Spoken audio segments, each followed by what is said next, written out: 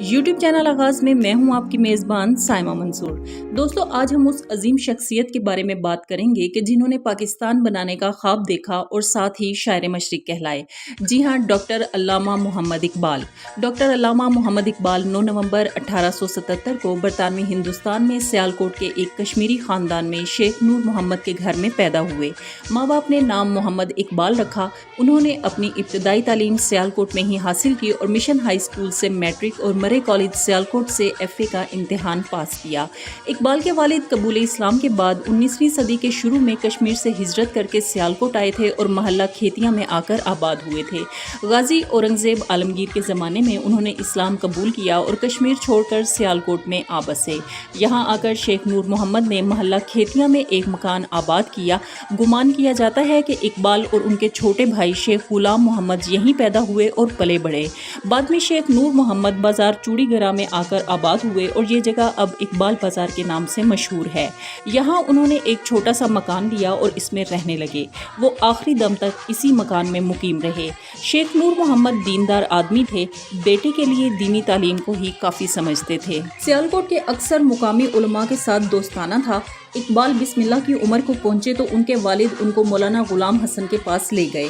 मौलाना अबू अब्दुल्ला गुलाम हसन महल्ला शवाला की मस्जिद में दर्स दिया करते थे। शेख नूर मोहम्मद का वहां आना जाना था। यहां से इकबाल की तालीम का आगाज़ हुआ। हस्बे दस्तूर कुरान शरीफ से इब्तदा हुई।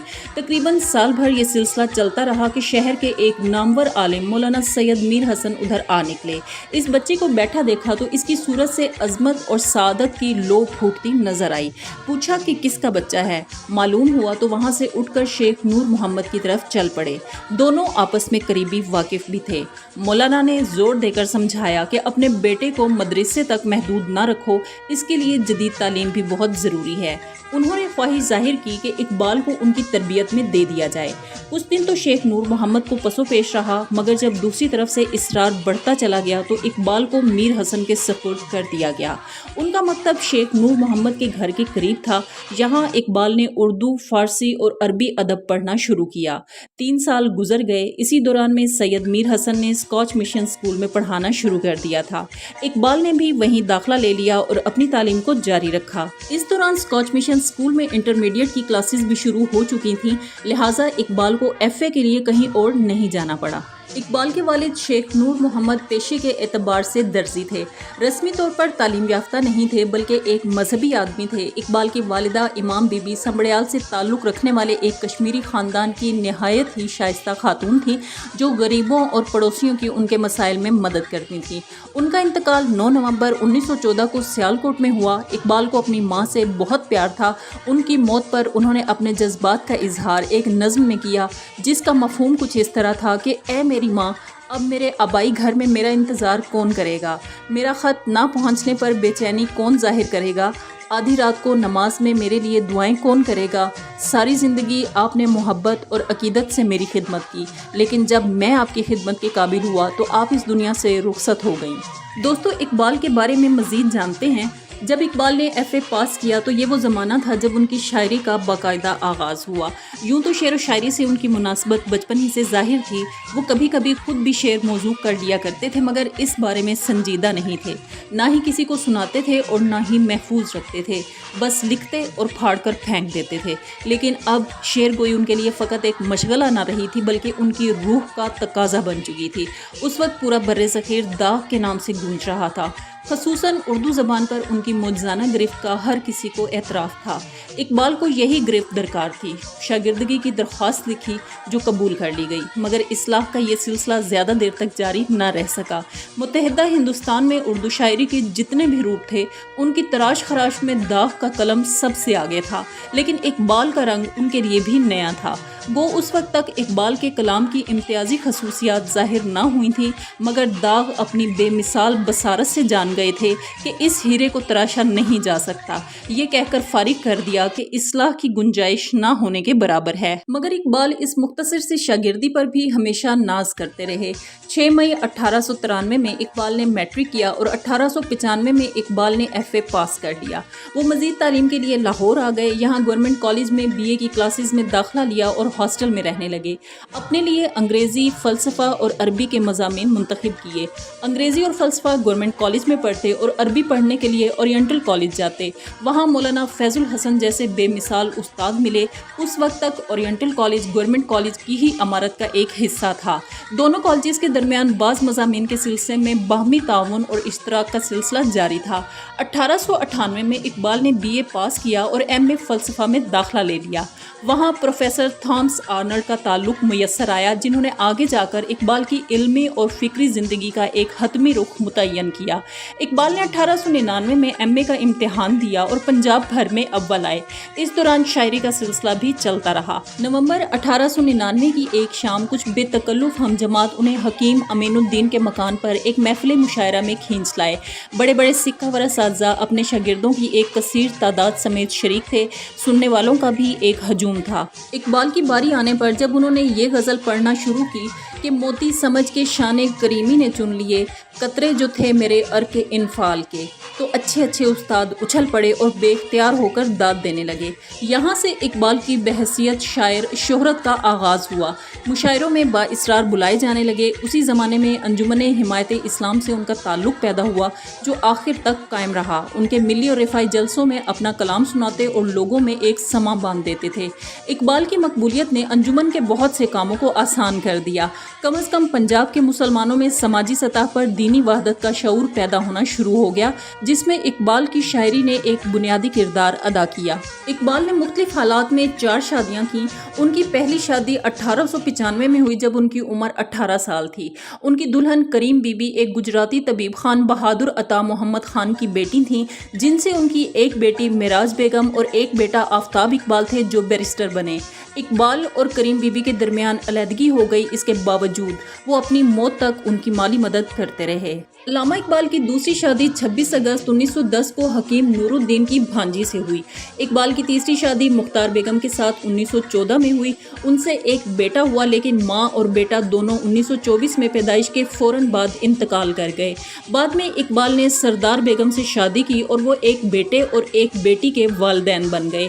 بیٹا جاوید اقبال جو سپریم کورٹ آف پاکستان کے سینئر جسٹس بنے، اور بیٹی منیرہ بانو۔ منیرہ کے بیٹوں میں سے ایک مخیر اور سماجی شخصیت یوسف صلاح الدین ہیں۔ MA پاس کرنے کے بعد اقبال 13 مئی 1899 کو اورینٹل کالج میں عربک ریڈر کے طور پر متعین ہو گئے۔ اسی سال آرنلڈ بھی عارضی طور پر پرنسپل مقرر ہو گئے تھے۔ اقبال تقریباً 4 سال تک اورینٹل کالج میں رہے، البتہ بیچ میں 6 ماہ کی رخصت لے کر گورنمنٹ کالج میں انگریزی بھی پڑھائی۔ اعلیٰ تعلیم کے لیے وہ امریکہ یا کینیڈا جانا چاہتے تھے، مگر آرنلڈ کے کہنے پر اس مقصد کے لیے انگلستان اور جرمنی کا انتخاب کیا۔ 1904 کو آرنلڈ جب انگلستان واپس چلے گئے تو اقبال نے ان کی دوری کو بے حد محسوس کیا۔ اقبال کا دل چاہتا تھا کہ اڑ کر انگلستان پہنچ جائیں۔ اورینٹل کالج میں اپنے 4 سالہ دورہ تدریس میں اقبال نے واکر کی کتاب پولیٹیکل اکانومی کا اردو میں تلخیص و ترجمہ کیا اور شیخ عبد الکریم الزہری کے نظریہ توحید مطلق پر انگریزی میں مقالہ لکھا، جو 1904 میں شائع ہوا۔ اردو میں یہ اس موضوع پر اولین کتابوں میں سے ہے۔ اورینٹل کالج میں بطور عربی ریڈر ملازمت ختم ہو گئی تو 1903 میں اسسٹنٹ پروفیسر انگریزی کی حیثیت سے اقبال گورنمنٹ کالج جانے لگے۔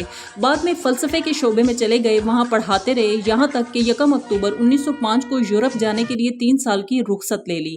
25 دسمبر 1905 کو علامہ محمد اقبال اعلیٰ تعلیم کے لیے انگلستان چلے گئے اور کیمبرج یونیورسٹی میں داخلہ لے لیا۔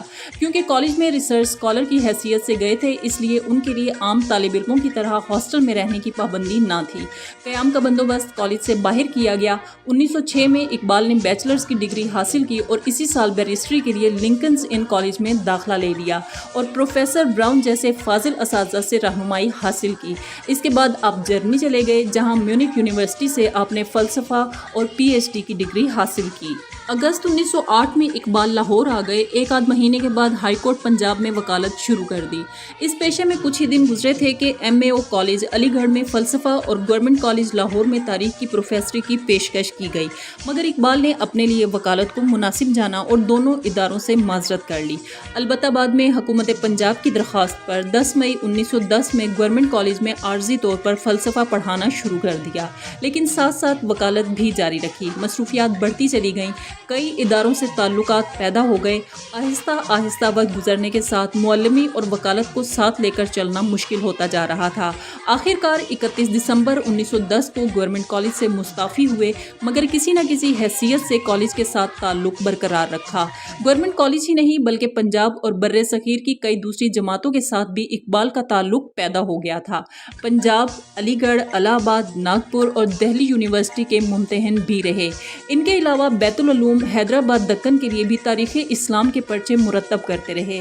بعض اوقات زمانی امتحان لینے کے لیے علی گڑھ، الہ آباد اور ناگپور وغیرہ بھی جانا ہوتا تھا۔ ممتحن کی حیثیت سے ایک اٹل اصول اپنائے رکھا کہ عزیز سے عزیز دوست پر بھی سفارش کا دروازہ بند تھا۔ 2 مارچ 1910 کو پنجاب یونیورسٹی کے فیلو نامزد کیے گئے لالا رام پرساد پروفیسر تاریخ گورنمنٹ کالج کے ساتھ مل کر نصاب کی ایک کتاب تاریخ ہند مرتب کی، جو 1913 کو چھپ کر آئی۔ آگے چل کر مختلف اوقات میں اورینٹل اینڈ آرٹ فیکلٹی کے رکن بھی رہے۔ 1919 میں اورینٹل فیکلٹی کے ڈین بن گئے۔ 1923 میں یونیورسٹی کی تعلیمی کونسل کی رکنیت ملی اور اسی سال پروفیسر شپ کمیٹی میں بھی لیے گئے۔ اپنی بے پناہ مصروفیت سے مجبور ہو کر تعلیمی کونسل سے استعفیٰ دے دیا، مگر یونیورسٹی کے وائس چانسلر سر جان برنارڈ نے انہیں جانے نہیں دیا۔ اس طرف سے اتنا اصرار ہوا کہ مروتاً استعفیٰ واپس لے لیا۔ اسی دوران پنجاب بورڈ کمیٹی کے رکن بھی رہے۔ میٹرک کے طلبہ کے لیے فارسی کی ایک نصابی کتاب آئینہ نجم مرتب کی، جو 1927 میں شائع ہوئی۔ غرض پنجاب یونیورسٹی سے اقبال 1932 تک منسلک رہے، پھر انہوں نے اپنا قدم سیاست میں رکھا۔ 13 اپریل 1919 کو امرتسر شہر کے جلیانوالہ باغ میں ایک احتجاجی جلسہ کیا گیا۔ رسوائے زمانہ جنرل ڈائر نے لوگوں کو گھیرے میں لے کر اندھا دھند فائرنگ کروائی اور سینکڑوں لوگوں کو موت کے گھاٹ اتار دیا گیا، جنہیں تاریخ میں بچر آف امرتسر کے نام سے یاد کیا جاتا ہے۔ گو کہ اقبال نے اس زمانے میں خانہ نشینی اختیار کر لی تھی، لیکن اس حادثے کی دھمک ان کے دل تک جا پہنچی۔ انہوں نے مرنے والوں کی یاد میں مختلف اشعار کہے۔ تیری دعا سے قضا تو بدل نہیں سکتی، مگر ہے اس سے یہ ممکن کہ تو بدل جائے۔ تیری خودی میں اگر انقلاب ہو پیدا، عجب نہیں ہے کہ یہ 4 سو بدل جائے۔ وہی شراب وہی ہائے ہو رہے باقی، طریقے ساقی و رسم کدو بدل جائے۔ تیری دعا ہے کہ ہو تیری آرزو پوری، میری دعا ہے تیری آرزو بدل جائے۔ اقبال کو سب سے پہلے اپنی جوانی میں قومی امور میں دلچسپی پیدا ہوئی۔ 1908 میں انگلستان سے واپسی کے بعد انہیں پنجابی اشرافیہ کی طرف سے کافی پذیرائی ملی اور ان کا میاں محمد شفیع سے گہرا تعلق رہا۔ جب آل انڈیا مسلم لیگ کو صوبائی سطح تک پھیلایا گیا اور محمد شفیع کو پنجاب مسلم لیگ کی ساختی تنظیم میں نمایاں کردار ملا، تو اقبال کو شیخ عبدالعزیز اور مولوی محبوب عالم کے ساتھ تیسرا جوائنٹ سیکرٹری بنایا گیا۔ نومبر 1926 میں دوستوں اور حامیوں کی حوصلہ افزائی سے اقبال نے مسلم ضلع لاہور سے پنجاب قانون ساز اسمبلی کی نشست کے لیے الیکشن لڑا اور اپنے مخالف کو 3177 ووٹوں کے فرق سے شکست دی۔ انہوں نے کانگریس کے ساتھ اتحاد میں مسلمانوں کے سیاسی حقوق اور اثر و رسوخ کی ضمانت کے لیے جناح کی پیش کردہ آئینی تجاویز کی حمایت کی اور دھڑے بندیوں کو دور کرنے اور مسلم لیگ میں اتحاد کے حصول کے لیے آغا خان اور دیگر مسلم رہنماؤں کے ساتھ مل کر کام کیا۔ اقبال کو پاکستان میں بڑے پیمانے پر یاد کیا جاتا ہے۔ جہاں انہیں ریاست کا نظریاتی بانی مانا جاتا ہے، وہیں اقبال بہت سے اداروں کا نام رکھا گیا، جن میں لاہور میں علامہ اقبال کیمپس پنجاب یونیورسٹی، لاہور میں علامہ اقبال میڈیکل کالج، فیصل آباد میں اقبال اسٹیڈیم، پاکستان میں Allama Iqbal open university, Iqbal memorial institute, Srinagar Allama Iqbal library شامل ہیں۔ 1933 میں اسپین اور افغانستان کے دورے سے واپس آنے کے بعد اقبال گلے کی پراسرار بیماری میں مبتلا ہو گئے۔ انہوں نے اپنے آخری سال چودھری نیاز علی خان کو پٹھان کوٹ کے قریب جمال پور اسٹیٹ میں دارالاسلام ٹرسٹ انسٹیٹیوٹ کے قیام میں مدد کرنے میں گزارے۔ کئی مہینوں کی علالت کے بعد اقبال 21 اپریل 1938 کو لاہور میں انتقال کر گئے۔ ان کا مقبرہ حضوری باغ میں واقع ہے، جو کہ بادشاہی مسجد کے داخلی دروازے اور شاہی قلعہ لاہور کے درمیان منسلک باغ ہے۔ مقبرے پر حکومت پاکستان کی طرف سے سرکاری محافظ ہر وقت تعینات رہتے ہیں۔ پاکستان کی حکومت اور عوامی تنظیموں نے اقبال کے لیے وقف تعلیمی اداروں، کالجز اور اسکولوں کے قیام کی سرپرستی کی اور اقبال اکیڈمی پاکستان کا قیام ان کی تخلیقات، ادب اور فلسفے کی تحقیق، پڑھانے اور محفوظ کرنے کے لیے کیا گیا۔ علامہ اقبال سوسائٹی کا قیام اقبال کے فروغ اور دیگر مشاغل کے لیے کیا گیا تھا۔ ان کے بیٹے جاوید اقبال نے سپریم کورٹ آف پاکستان کے جسٹس کے طور پر خدمات انجام دیں۔ جاوید منزل اقبال کی آخری رہائش گاہ تھی۔ اقبال اکیڈمی لاہور نے اقبال پر فارسی، انگریزی اور اردو میں رسالے بھی شائع کیے۔ دوستو ہمیں امید ہے کہ آج کی اس ویڈیو نے آپ کے علم اور سوچ میں خاطر خواہ اضافہ کیا ہوگا۔ اگر یہ ویڈیو آپ کو پسند آئی ہو تو ویڈیو کو لائک ضرور کریں۔ ایسی مزید ویڈیوز دیکھنے کے لیے ہمارے چینل آغاز کو سبسکرائب کریں تاکہ ہماری نئی آنے والی ویڈیوز آپ کو مل جایا کریں۔ اجازت چاہوں گی، اللہ حافظ۔